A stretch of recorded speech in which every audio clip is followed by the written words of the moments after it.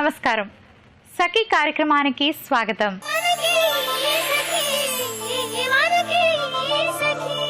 మారుతున్న కాలంతో మనము మారాల్సిందే. ఇంకా అమ్మమ్మల్లాగో నాన్నమ్మల్లాగో ఉంటామంటే కుదరదు. ఒకప్పుడు గ్రామాల్లో ఏ వస్తువు కొనాలన్నా కిరాణా కొట్టుకు వెళ్ళేవాళ్ళు. ఊళ్ళోని కొట్టే కాబట్టి పరిచయాలు ఉండేవి. బేరాలాడడం, అప్పులు ఇవ్వడం లాంటివి ఉండేవి. ఇక కొన్ని గ్రామాల్లో అయితే వారానికి ఒక రోజో 2 రోజులో సంతలు జరుగుతుండేవి. ఇంటికి కావలసిన సరంజామా అంతా సంతలో దొరికేది. కూరగాయల దగ్గర నుంచి దుస్తుల వరకు అన్ని సంతలోనే కొనుక్కునేవాళ్ళు. ఇప్పటికీ చాలా గ్రామాల్లో సంతలున్నాయి.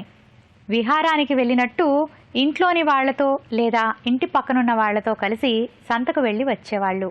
కానీ నేడు మహానగరాల్లోనే కాదు, పట్టణాల్లో కూడా షాపింగ్ మాల్స్ వచ్చేసాయి. ఒకప్పటి సంతల్లాగా అన్ని వస్తువులు ఆ మాల్స్లోనే దొరుకుతున్నాయి. కానీ అక్కడికి వెళ్ళి వస్తువులు కొనుక్కోవడానికి కూడా మనకు తీరిక ఉండడం లేదు. ఓ కార్యక్రమం చూశాక మళ్ళీ మాట్లాడుకుందాం.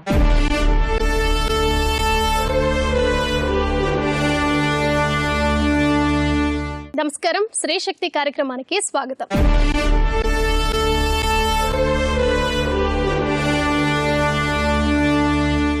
ఇవాళ శ్రీ శక్తి కార్యక్రమంలో మనతో ఉన్నారు డాక్టర్ ప్రసూన గారు.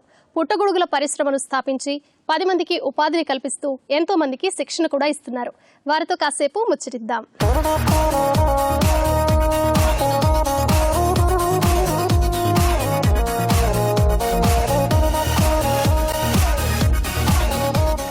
నమస్కారం ప్రసూన గారు. నమస్తే అండి. ఎలా ఉన్నారు? బాగున్నానండి. మీరు ఎలా ఉన్నారు? చాలా బాగున్నానండి. పుట్టగొడుగుల పరిశ్రమను స్థాపించి 10 మందికి ఉపాధి కల్పిస్తూ అలాగే శిక్షణ కూడా ఇస్తున్నారు. మీకు అభినందనలండి. ధన్యవాదాలు. ఓకే, ముందుగా మీ పరిశ్రమ గురించి తెలుసుకునే దానికంటే ముందు మీ గురించి మా సకులకు తెలియజేయండి. నేను పుట్టింది పెరిగింది నెల్లూరు జిల్లా అండి. నేను నెల్లూరు జిల్లాలో డిగ్రీ వరకు చదువుకున్నాను. ఆ తర్వాత ఎంఎస్సి అండ్ ఎంఫిల్ పూణే యూనివర్సిటీలో చదువుకున్నాను. ఆ తర్వాత ఉస్మానియా యూనివర్సిటీలో పిహెచ్డి చేయడం జరిగింది. నా పిహెచ్డి సబ్జెక్ట్ వచ్చేసేసి మిల్కీ మష్రూమ్లో చేశాను. మా హస్బెండ్ పేరు ఎస్పి రెడ్డి, ఆయన బ్యాంకరు. మాకు ఒక బాబు. మా బాబు వచ్చేసి ఇక్కడ హైదరాబాద్లోనే బీటెక్ చేశాడు. ఐఐటి కాన్పూర్లో ఎంటెక్ ఏరోస్పేస్ ఇంజనీరింగ్లో చేశాడు. ఆ తర్వాత వర్జీనియా టెక్ యూనివర్సిటీలో ఏరోస్పేస్ ఇంజనీరింగ్లో పిహెచ్డి చేశాడు. అలాగే మేడం, మీరు మిల్కీ మష్రూమ్లో పిహెచ్డి చేశారు. ఎప్పుడు అనిపించింది అలాగే ఈ మష్రూమ్ పరిశ్రమను స్థాపించాలని ఎప్పుడు అనుకున్నారు? అంటే యాక్చువల్లీ నాకు ఎంఫిల్ చేసిన తర్వాత, ఎంఫిల్ అయిపోయిన తర్వాత కొద్ది రోజులు నేను లెక్చరర్గా పనిచేశాను నెల్లూరులోనే. నేను ఎక్కడైతే చదువుకున్నానో డీకే గవర్నమెంట్ కాలేజ్ ఫర్ ఉమెన్లో. ఆ తర్వాత నాకు మ్యారేజ్ అవ్వడం జరిగింది. ఆ తర్వాత మా హస్బెండ్ ఉద్యోగరీత్యా కలకటాలో ఉన్నప్పుడు మేము అక్కడికి షిఫ్ట్ అవ్వడం జరిగింది. సో నాకు పిహెచ్డి ఆల్రెడీ నాకు అప్పటికే పిహెచ్డికి సిఎస్ఐఆర్ ఫెలోషిప్ కూడా వచ్చి ఉండింది. తర్వాత ఏంటంటే నేను ఉద్యోగరీత్యా మా హస్బెండ్ తోటి నేను అక్కడికి వెళ్ళాల్సి రావడము, నేను అది పర్సూ చేయలేకపోయాను. ఆ తర్వాత మేమేంటంటే హైదరాబాద్కి ట్రాన్స్ఫర్ పెట్టుకున్నాము. అంటే ఫెలోషిప్ ట్రాన్స్ఫర్ పెట్టుకున్నాము. కానీ అది కూడా సక్సెస్ కాలేదు. హైదరాబాద్లో చేయడానికి నాకు అప్పుడు అవకాశం రాలేదు. ఎందుకంటే మేము అక్కడ కలకత్తాలో ఉన్నాం కాబట్టి ఒక చిన్న బిజినెస్ లాగా చిన్నది స్టార్ట్ చేసుకోవచ్చు కదా అని నాకు ఆయన సూచించడం జరిగింది. సో ఆయన సహకారంతో నేను ఒక చిన్న ల్యాబొరేటరీ నేను మా ఇంట్లోనే ఎస్టాబ్లిష్ చేయడం జరిగింది. సో అది కూడా పార్ట్ టైమ్గా చాలా రోజులు ఒక 5-6 ఇయర్స్ అలాగే నడుపుతూ వచ్చానమాట.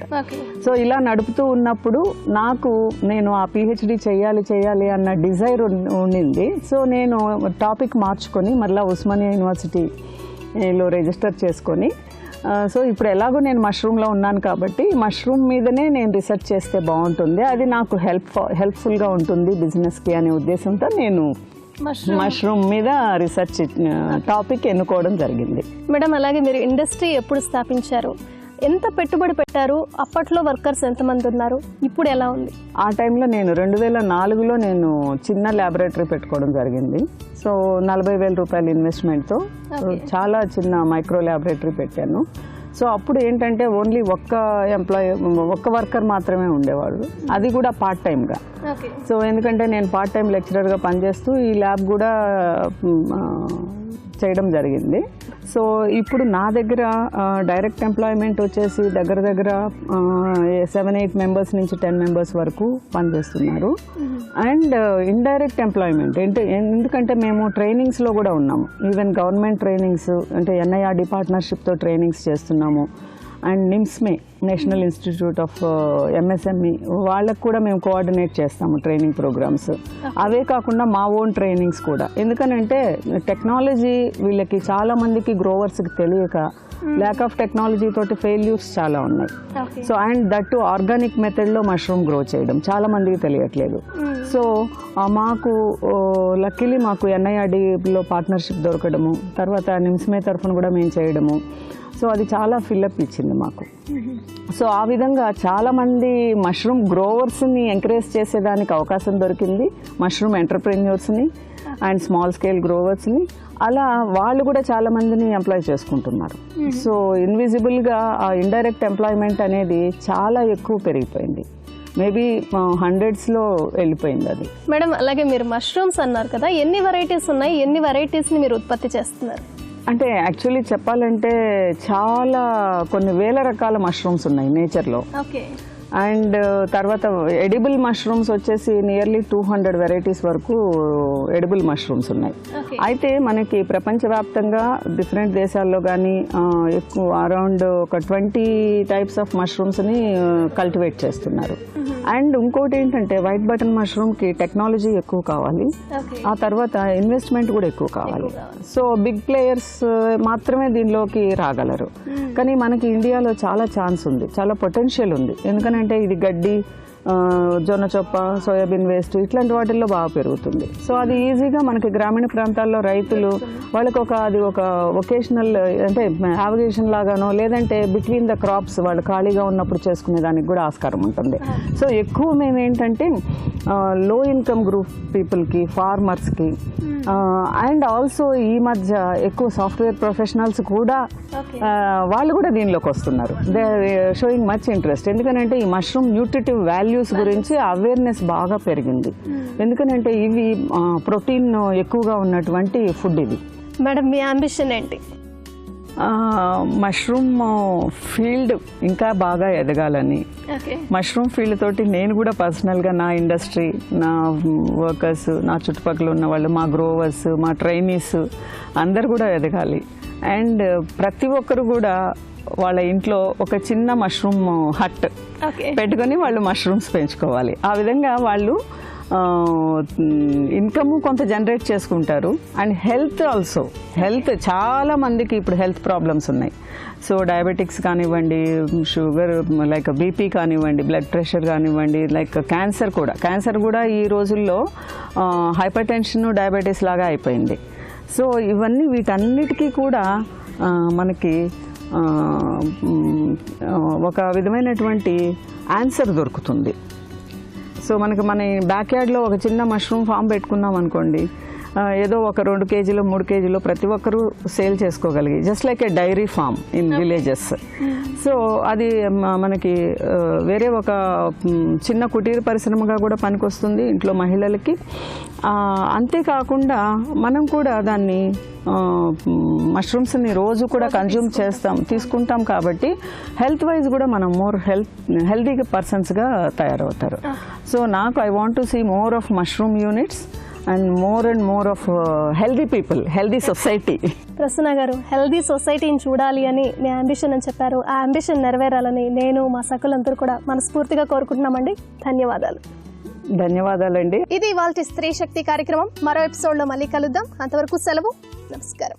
షాపింగ్ చేయాలంటూ ఉత్సాహపడే మహిళల కోసం ఆన్లైన్ షాపింగ్లు వచ్చేసాయి. ఎన్నో రకాల కొనుగోళ్లు అందుబాటులో ఉన్నాయి.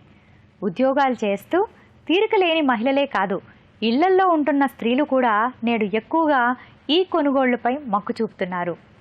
ఇంట్లో కంప్యూటర్ ఉన్నా లేకున్నా చేతిలో స్మార్ట్ ఫోన్ ఉంటే చాలు, ఇంటికి కావాల్సిన అన్ని వస్తువులు ఆన్లైన్లో ఇట్టే కొనేయచ్చు.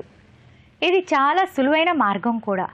స్త్రీలలో ఎక్కువ శాతం మంది ఆన్లైన్లోనే సమయాన్ని గడుపుతున్నారని తేలింది. అనేక రకాలైన ఆన్లైన్ బిజినెస్ వెబ్సైట్స్ చూస్తూ నిత్యం మార్కెట్లోకి ఏ రకాల వస్తువులు వస్తున్నాయి, వాటి ఖరీదు ఎలా ఉంది అని తెలుసుకుంటున్నారు. అవసరమైన వాటిని ఆన్లైన్లోనే కొనేస్తున్నారు. నెట్లో వస్తువులు కొనేటప్పుడు తీసుకోవాల్సిన జాగ్రత్తల గురించి చెప్పుకునే ముందు ఓ కార్యక్రమం వస్తుంది, చూడండి.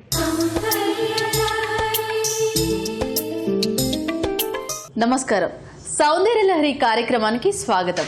ఈరోజు సౌందర్యలహరి ఎక్కడికి వచ్చేసిందో తెలుసా? నారాయణగూడలోని స్టార్ బ్యూటీ సెలూన్కి. మరి మనతో పాటు ఉన్నారు బ్యూటీ ఎక్స్పర్ట్ శోభారాణి గారు. మరి సౌందర్యానికి సంబంధించి వారు ఏం తెలియజేస్తారో అడిగి తెలుసుకుందాం. హాయ్ శోభారాణి గారు. హలో అంజలి, ఎలా ఉన్నారు? బాగున్నాను. సో సౌందర్యానికి సంబంధించి మా సకులకు ఏం తెలియజేస్తున్నారు ఇవాళ? సౌందర్యానికి సంబంధించి ఈరోజు వచ్చేసి మంచి హెయిర్ స్టైల్ పరిచయం చేయబోతున్నాను. సో ఇది ఏంటంటే మనకి లెంగ్తీ హెయిర్ అయినా సరే, మీడియం హెయిర్ అయినా సరే, షార్ట్ హెయిర్ అయినా సరే వేసుకునే మంచి party wear hair style. Okay, అంటే ఇది ఏ డ్రెస్సింగ్ మీద సూట్ అవుతుంది? ఇది చూడీదార్ నుంచి గాగ్రాస్, హాఫ్ సారీస్ అన్నిటి మీద బాగుంటుంది. ట్రెడిషనల్ వేర్ లో చాలా బాగుంటుంది ట్రెడిషనల్ వేర్ లో. ఓకే, సో మనం స్టార్ట్ చేద్దాం. ఓకే అంజలి, ఇప్పుడు హెయిర్ అబ్జర్వ్ చేసావా? ఈ అమ్మాయిది సిల్కీగా ఉండి దట్టు లెంగ్తీగా కూడా ఉంది. అవును. ఓకే, సో ఇటువంటి హెయిర్ స్టైల్ ఇప్పుడు నేను చెప్పబోయే హెయిర్ స్టైల్ ఏంటంటే చాలా చక్కగా సూట్ అవుతుంది ఇలాంటి వాళ్ళకి. సో మనం చెప్పుకున్నట్టు చూడీదార్స్ అవ్వచ్చు, గాగ్రాస్ అవ్వచ్చు, హాఫ్ సారీస్ అవ్వచ్చు, ఎటువంటి వాళ్ళకైనా చక్కగా సూట్ అవుతుంది ఈ స్టైల్. ఓకే, సో ఇంకోటి ఏమని చెప్తానంటే ఇంత లెంగ్తీ కూడా అక్కర్లేదు. ఇందులో షార్ట్ ఉన్నా, ఇందులో హాఫ్ ఉన్నా సరిపోతుంది. ఓకే, మీడియం హెయిర్ వాళ్ళకైనా లాంగ్ హెయిర్ వాళ్ళకైనా బాగా సూట్ అవుతుంది. ఎటువంటి హెయిర్స్ వాళ్ళకైనా సూట్ అవుతుంది. ఓకే, ముందుగా మనం ఏం చేస్తామంటే హెయిర్ స్టైల్ వేసుకున్నప్పుడు ప్రతిసారి చిక్కులు లేకుండా నీట్ గా కోమింగ్ చేసుకుంటాం మనం. ఓకే, కోమింగ్ చేసుకున్న తర్వాత ఈ ఫ్రంట్ ఏం చేస్తామంటే సపోజ్ పార్టీషన్ ఉందనుకోండి, పార్టీషన్ ఉన్నా పార్టీషన్ లేకపోయినా, పార్టీషన్ లేదు అంటే ఒక సైడ్ నుంచి స్టార్ట్ చేస్తాం. ఇన్ కేస్ పార్టీషన్ కావాలనుకుంటే మనకి ఇక్కడ నుంచి స్టార్ట్ చేసుకుంటాం అన్నమాట. రెండు వైపులు వేసుకోవచ్చు. అప్పుడు ఫస్ట్ 3 పాయలతో ఒక జడ అల్లుకుంటూ వస్తాం. రెగ్యులర్ ప్యాటర్న్ లో మనం జడ ఎలా అల్లుతామో అదే విధంగా అల్లుకుంటూ వస్తాం. బట్ ఇందులో తీసుకోవాల్సిన కేర్ ఏంటి అంటే అల్లికి అల్లుతున్నప్పుడు ఒక్కొక్క చిన్న చిన్న పాయని మనం విడిచిపెట్టేస్తూ ఉంటాం అన్నమాట. అంటే అల్లుతాం కదా, అల్లినప్పుడు చిన్న పాయని వదిలేస్తూ ఉంటాం. ఓకే, మీరు చెప్తుంటేనే చూడాలనిపిస్తుంది. విడిచిపెట్టేస్తూ ఉంటాం. సపోజ్ పార్టీషన్ తీసిన తర్వాత అనుకుంటే మనకి ఇక్కడ నుంచి విడిచిపెడుతూ వస్తూ అప్ టు మనకి బ్యాక్ సైడ్ వరకు సో ఓకే ఇలా అల్లుకుంటూ విడిచిపెడుతూ వస్తూ ఉంటాం అన్నమాట. ఒక్కొక్క పాయ ఓకే వస్తున్నాం కదా, అలాగా ఈ చివరి వరకు వస్తాం. నెక్స్ట్ ఏం చేస్తామంటే ఇప్పుడు ఫస్ట్ నేను చెప్పిన హెయిర్ అల్లిక ఫ్రంట్ నుంచి కాదు, బ్యాక్ నుంచి అల్లుతాం ఫస్ట్. అంటే మనం ఈ మాత్రం హెయిర్ విడిచిపెట్టేసి ఇక్కడి నుంచి అల్లుతున్నాం. ఓకే, నెక్స్ట్ ఏం చేస్తామంటే ఫ్రంట్ ఇప్పుడు వస్తాం. ఇప్పుడు మళ్ళీ సేమ్ అగైన్ ఇందాక ఎంత తీసుకున్నామో అంతే తీసుకుంటూ అల్లుకుంటూ వస్తాను. ఇప్పుడు కూడా అల్లినప్పుడు ఇప్పుడు ఏం చేస్తాను, ఇందాక ఏం చేశాను, ఆ హెయిర్ ని ఓపెన్ చేసి వదిలేసాను. వదిలిన దాన్ని దీన్ని యాడ్ చేసుకుంటూ వస్తాం. ఓకే, వదిలేసిన వాటిని దీనికి యాడ్ చేస్తారు. ఇక్కడ ముందు తీసుకున్న దానికి. అప్పుడు ఎలా వస్తుందంటే 2 జడల మధ్యన ఒక నిచ్చెన, ఒక బ్రిడ్జ్ ఎలా వస్తుంది మీకు, ఆ విధంగా వస్తుంది ఈ స్టైల్. ఓకే, సో శోభారాణి గారు ముందుగా ఏం చేయాలి? ఫస్ట్ మనం పార్టీషన్ తీసుకుందాము. ఓకే, పార్టీషన్ తీసుకున్న తర్వాత మనం ఇక్కడ నుంచి స్టార్ట్ చేద్దాం. మధ్యలో నుంచి హెయిర్ స్టైల్ స్టార్ట్ చేద్దాం. ఓకే,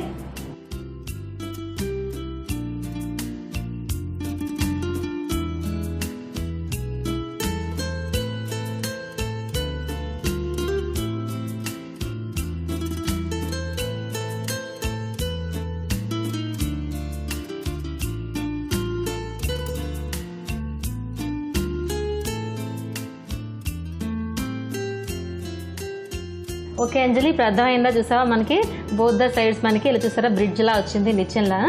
చాలా బాగుందండి.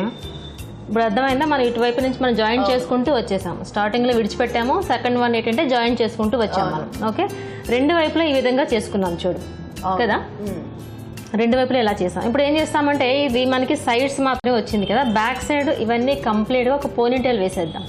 ఓకే, ఈ 2 జాయింట్ చేసేసి కంప్లీట్ రిమైనింగ్ హెయిర్ అంతా కలిపేసి టోటల్ గా ఒక పోనీటైల్ వేసి చూద్దాం.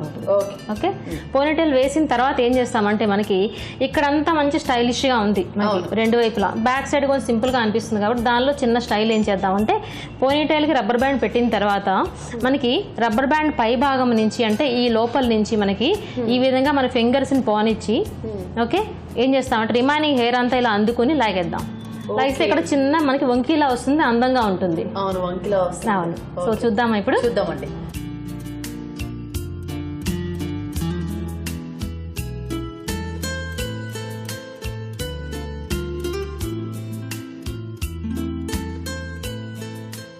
సో శోభారాణి గారు మొత్తం కంప్లీట్ అయినట్టే కదా? అవును, చాలా బాగుందండి. ఇటుపక్క అటుపక్క 2 పాయలు తీసుకున్నారు కదా, ఒక్కొక్కటి వదిలేస్తూ 2 జాయిన్ చేశారు. మళ్ళీ లాస్ట్ లో రింగ్ ఇదైతే హైలైట్ గా ఉంది, చాలా బాగుందండి. ఇప్పుడు కంప్లీట్ అయినట్టేనా? కంప్లీట్ అయినట్టే. ఇంకా యాక్సెసరీస్ పెడదాం మనం tattoos.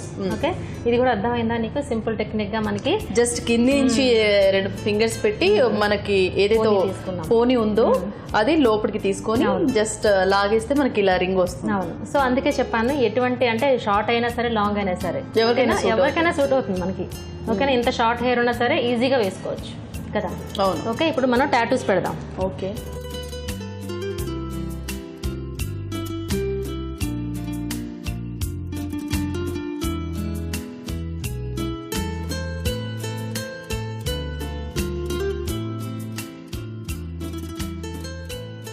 ఓకే అంజలి, చూస్తున్నావా? ఇప్పుడు టాటూస్ తో మొత్తం డెకరేట్ చేసేసాము.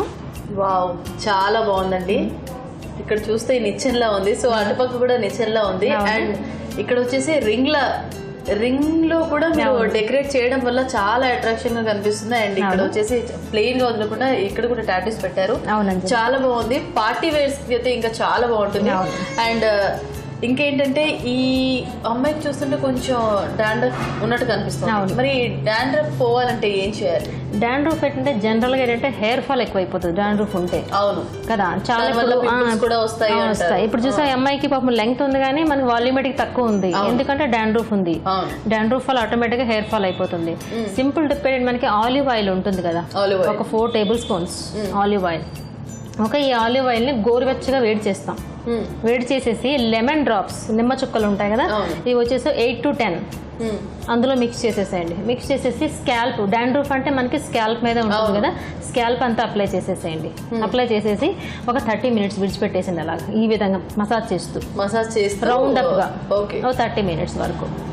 ఓకే, ఆ తర్వాత స్టీమింగ్ ఇచ్చేసి హెయిర్ వాష్ చేసుకుంటాం. సో చక్కగా అయితే డాండ్రఫ్ అయితే పోతుంది మనకి. చాలా బాగుందండి. అండ్ ఇంత మంచి హెయిర్ స్టైల్ ని మా సకులకు పరిచయం చేసినందుకు ధన్యవాదాలు. Thank you.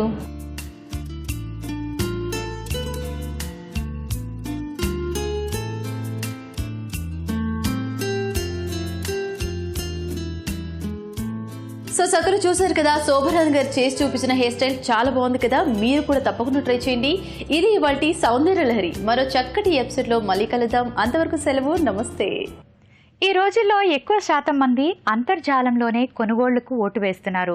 స్మార్ట్ ఫోన్లో నెలకు సరిపడే వంటింటి సరుకులు కొనేస్తున్నారు. కానీ అంతర్జాలంలో ఉన్న వెబ్సైట్లో వస్తువులు కొనేటప్పుడు కొన్ని జాగ్రత్తలు తీసుకోవాలి. ఆన్లైన్లో షాపింగ్ చేయడానికి అనేక రకాల వెబ్సైట్స్ అందుబాటులో ఉన్నాయి. వాటిలో మేలైన వాటినే ఎంపిక చేసుకోవాలి. పైగా ఒకే వస్తువు వివిధ వెబ్సైట్లో వివిధ రకాల ధరల్లో ఉంటుంది.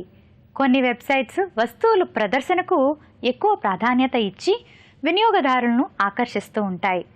తక్కువ ధర ఉన్న వస్తువులు నాణ్యత ఉన్నా సరే ఎక్కడో చివరి చూపిస్తూ ఉంటాయి. కాబట్టి అంతర్జాలంలో వస్తువును కొనేటప్పుడు జాగ్రత్తగా శోధించాలి. ఒకే వస్తువుకు రకరకాల వెబ్సైట్స్ ప్రదర్శిస్తున్న ధరలను గమనించాలి. నాణ్యతను బట్టి వస్తువును కొనాలి. అప్పుడే మనం పెట్టే డబ్బుకు న్యాయం జరుగుతుంది, డబ్బు ఆదా అవుతుంది. ఓ కార్యక్రమం వస్తుంది, చూడండి. తర్వాత మళ్ళీ మాట్లాడుకుందాం.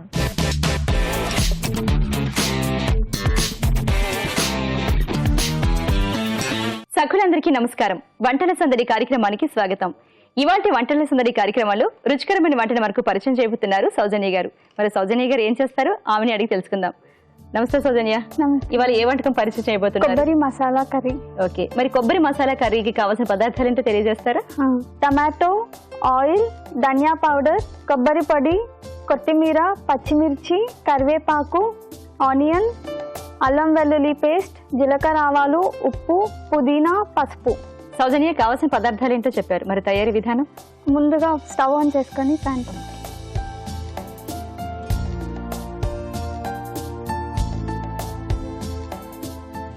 మరి కొబ్బరి మసాలా కర్రీ ఎలా స్టార్ట్ చేయాలి? ఆయిల్ వేసుకున్నాము. ఓకే, పూనివ్వనా?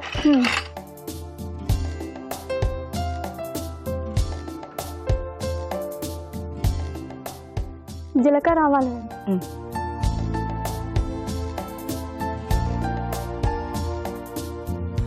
ఆనియన్ వేద్దాం. ఏ వంట ఎక్కువగా చేస్తుంటావు వంట అప్పుడప్పుడు? చేస్తాను. సౌజన్య డిఫరెంట్ ఐటమ్స్ అన్ని ట్రై చేస్తుంటారా? చేస్తానండి. ఏంటేంటి? అది పిజ్జా, మంచూరియా అలాంటివి ట్రై చేస్తూ ఓహో. ఉంటాను. అందరూ బాగుంటాయి అంటారా మరి మీరు తయారు చేస్తే? తింటారు, నాట్ బ్యాడ్. ఓకే. పచ్చిమిర్చి వేసుకున్నాను.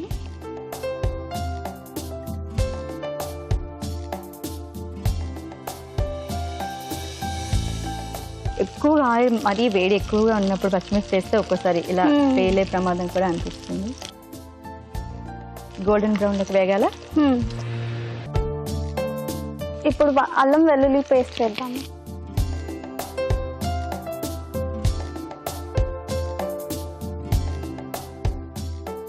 కొంచెం కరివేపాకు, కొంచెం పుదీనా,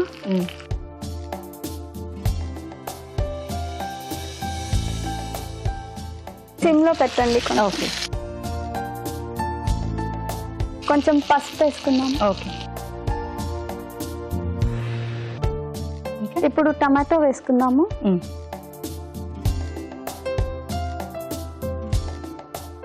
ఇది ఎంతవరకు వేగాలి? కొంచెం చాలా సాఫ్ట్ గా అయ్యేంత ఓకే. వరకు. అంటే ముక్కల్లాగానే కనిపించాలా లేకపోతే పేస్ట్ లా అయిపోవాలా? కొంచెం ముక్కల్లాగా కనిపించాలి. కొంచెం వాటర్ వేసుకుందాం. ఓకే. సరిపోతుందా వేగడం? వేసేయచ్చే వాటర్? వేసాను.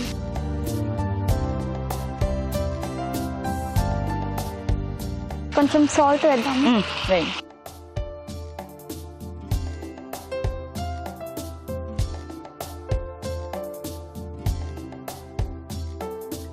ఎక్కడ నేర్చుకున్నావు ఇది?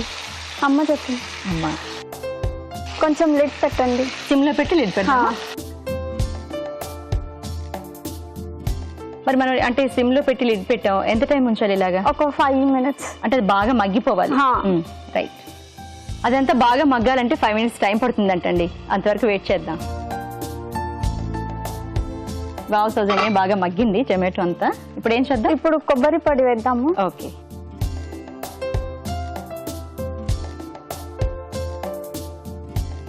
సరిపోతుందా? సరిపోతుంది. కొంచెం ధనియా పౌడర్.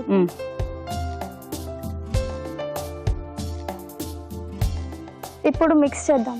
ఓకే. ఇవన్నీ వేసేసాక బాగా కలిపేసేయండి. నేనేమనుకున్నానంటే కొబ్బరి ఎక్కువగా ఉంటుందేమో, టమాటో తక్కువగా ఉంటుందేమో అనుకున్నా. చాలా మంది కొబ్బరి ఎక్కువ తినరు కదా. ఓకే. అంటే ఇది ఇలా ఫ్రై లానే కనిపిస్తుందా? గ్రేవీగా ఏముండదా మనకి? లేదు.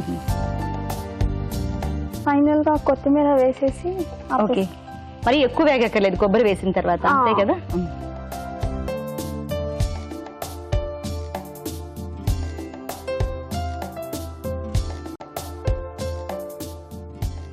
రెడీ అయిపోయిందండి. సర్వింగ్ బౌల్ ఇవ్వండి, సర్వ్ చేసుకుందాం.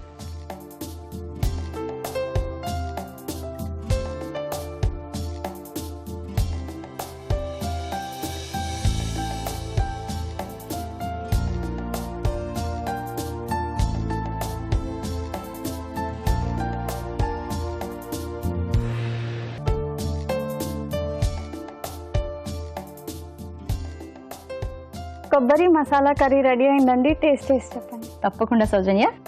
టేస్ట్ చూసే ముందు కావలసిన పదార్థాలు, తయారీ విధానం ఏంటో మరోసారి చూద్దాం. కొబ్బరి మసాలా కర్రీకి కావలసిన పదార్థాలు: టమాటా, కొబ్బరి పొడి, అల్లం వెల్లుల్లి పేస్ట్, పసుపు, ఉప్పు, పచ్చిమిర్చి, ధనియా పౌడర్, కొత్తిమీర, కరివేపాకు, పుదీనా, ఆవాలు, జీలకర్ర. తయారీ విధానం: స్టవ్ పై కడాయి పెట్టి ఆయిల్ వేసుకోవాలి. వేడెక్కిన తర్వాత జీలకర్ర, ఆవాలు వేసి అవి కాస్త వేగిన తర్వాత ఉల్లిపాయ ముక్కలు, పచ్చిమిర్చి ముక్కలు వేయాలి. వేగిన తర్వాత అల్లం వెల్లుల్లి పేస్ట్, పసుపు వేయాలి. మరికొంచెం వేగిన తర్వాత టమాటో ముక్కలు వేసి కొంచెం వేపిన తర్వాత సాల్ట్ వేసి ఇవి మరి కాస్త వేగిన తర్వాత వాటర్ వేసి స్టవ్ సిమ్లో పెట్టి 5 నిమిషాలు వెయిట్ చేయాలి.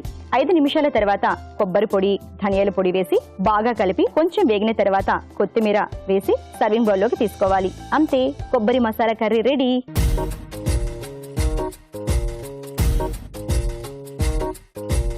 కావాల్సిన పదార్థాలు, తయారీ విధానం ఏంటో చూసారు కదా. ఇప్పుడు టేస్ట్ చూద్దాం.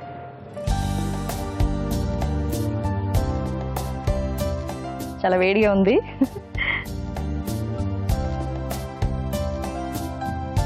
సౌజన్య చాలా బాగుంది, చాలా వెరైటీగా ఉంది. Thank you. ఇంత మంచి వంటకాన్ని మాకు పరిచయం చేసినందుకు Anjali kitchen ware nonstick ware తరపు నుంచి మంచి gift hamper. Thank you. Welcome. Soujanya garu తయారు చేసిన కొబ్బరి మసాలా కర్రీ చూసారు కదా.